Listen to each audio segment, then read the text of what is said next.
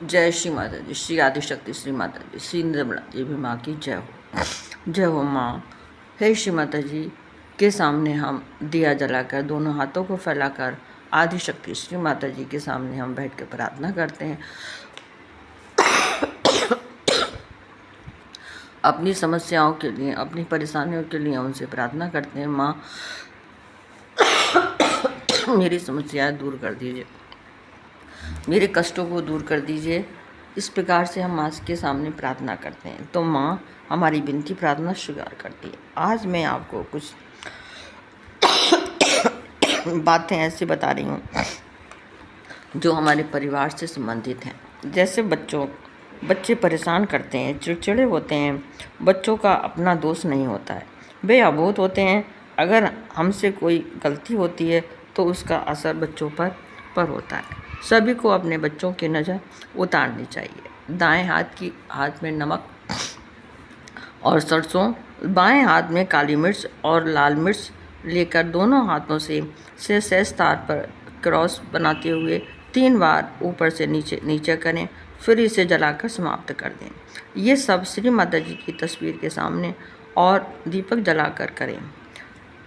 श्री माता जी, हमारे मन में बहुत तरह की बातें चलती हैं, द्वंद्व चलता है और उसकी वजह से हम परेशान भी होते हैं। मन में नकारात्मक और सकारात्मक विचार आते रहते हैं। हमारे अंदर हमेशा कभी नकारात्मक विचार आएंगे तो कभी सकारात्मक विचार आएंगे। नकारात्मक विचारों में क्या होता है? डर है, गुस्सा है, बदले की भावना, दुख, लालच, घमंड, खुद के प्रति हीन भावना आदि चीज़ें शामिल होती हैं। और सकारात्मक विचारों में खुशी, शांति होती है, प्रेम होता है, समझदारी, दयालुता, उदारता और सच्चाई शामिल है। जिस विचार को आप अधिक ध्यान देंगे वही विचार आपका प्रबल हो जाएगा, वही विचार आपका मजबूत हो जाएगा, आपका उसका शक्ति बढ़ जाएगी। इसलिए हमको तय करना है कि हमें किसे अपनाना है। दूसरों को दोष नहीं देना चाहिए। अक्सर ऐसा होता है, कोई परेशानी है, कुछ है, तो हम हमेशा दूसरों को दोष देते हैं, इसकी वजह से ऐसा हुआ। लेकिन वो सब होता है हमारे विचारों के कारण। अगर हम अच्छे विचार रखते हैं, अच्छा सोचते हैं तो हमारे साथ अच्छा होता है। अगर हम गलत सोचते हैं तो हमारे साथ गलत होता है। इसमें किसी दूसरे की कोई गलती नहीं होती है। इसी प्रकार से हमको श्री माता जी के सामने बैठकर अपनी सारी समस्याओं को दूर करना चाहिए, माँ से प्रार्थना करनी चाहिए और माँ को अपने साथ रखना चाहिए, माँ पे विश्वास करना चाहिए। और श्री माता जी और एक बात कि हमें श्री माता जी की फ़ोटो अपने बेडरूम में नहीं लगानी चाहिए। इसके बाद बाएं नाभि पर बर्फ़ लगाएं और कैंडल ट्रीटमेंट करें। इसका तो कैंडल ट्रीटमेंट मैं आपको बाद में बताऊंगी। केवल आप बाएं नाभि पे आप अपना, क्यों आजकल गर्मी बहुत हो रही है, इसलिए आप बाएं नाभि पर अपना बर्फ़ लगा दें। जिससे बर्फ़ रख लें, एक कपड़े में बर्फ़ को लपेट कर उसको जो है आप अपने नाभि पर रखें। इससे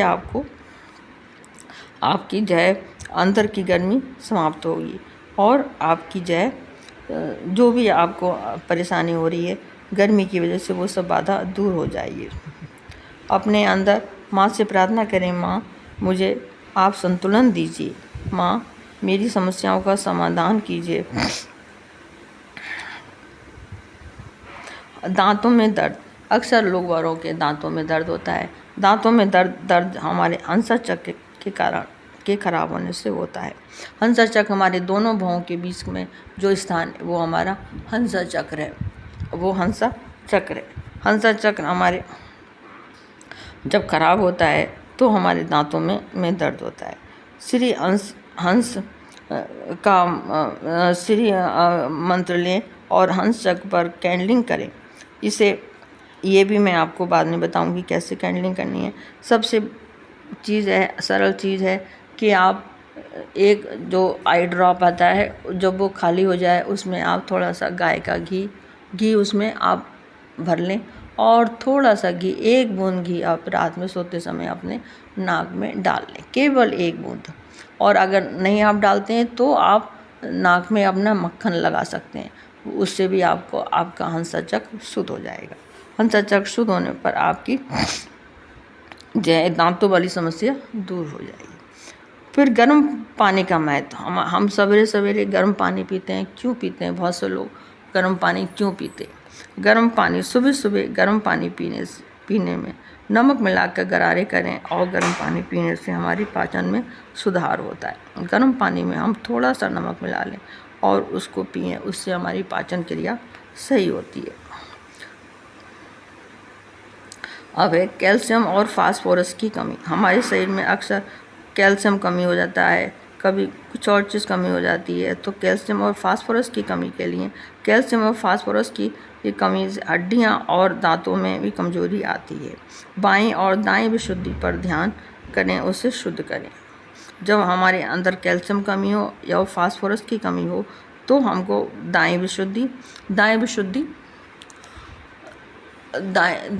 में आपको चक में दिखा रही हूँ, जो नीला स्थान है वो हमारे बाएं विशुद्धि है, और जो पीला लकीर देख रहे हैं ये हमारी दाएं विशुद्धि है। तो हमको दाएं और बाएं विशुद्धि को हाथ रख के शुद्ध करना चाहिए।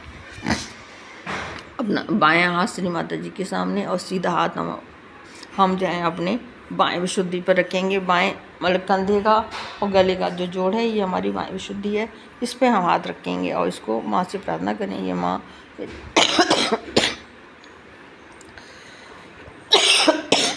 मेरी बाएं विशुद्धि शुद्ध कर दीजिए। फिर सीधा हाथ माँ के सामने करेंगे, बायां हाथ दाएं विशुद्धि पर रखेंगे और माँ से प्रार्थना करेंगे, माँ मेरी दाएं विशुद्धि चक को शुद्ध कर दीजिए। बाएं जीभ से संबंधित समस्याएं, जीभ में अक्सर छाले हो जाते हैं या और किसी प्रकार की समस्या होने लगती है। जीभ से संबंधित समस्याओं का इलाज है बाएं स्वादिष्टान को संतुलित करने से होता है। बायां स्वादिष्टान चक्र जो हमारा बाएं पेट और जांघ का जोड़ है, बाईं तरफ वो हमारा बायां स्वादिष्टान चक्र है। तो हम सीधा हाथ माँ के सामने करेंगे, बायां हाथ बाएं और जांघ के जोड़ पर रखेंगे और बायां स्वादिष्टान चक्र को शुद्ध करने के लिए माँ से प्रार्थना करेंगे, माँ मेरी जीभ से संबंधित जो भी समस्या है इसको दूर कर दीजिए। इस प्रकार से हमारी समस्याएं दूर हो जाती हैं। आज मैंने थोड़ा सा अलग हट के बताया है, एक ही चीज़ बताया तो आदमी बोर हो जाता है। थोड़ा सा मेरा गला ख़राब हो रहा है, प्लीज़ इसको आप फील ना करें। और मैं दवा भी ले रही हूँ और अपनी विशुद्धि को शुद्ध भी कर रही हूँ, जल्दी सही हो जाएगा। श्री माता जी, जय आदिशक्ति माता, श्री देवी माँ की जय हो।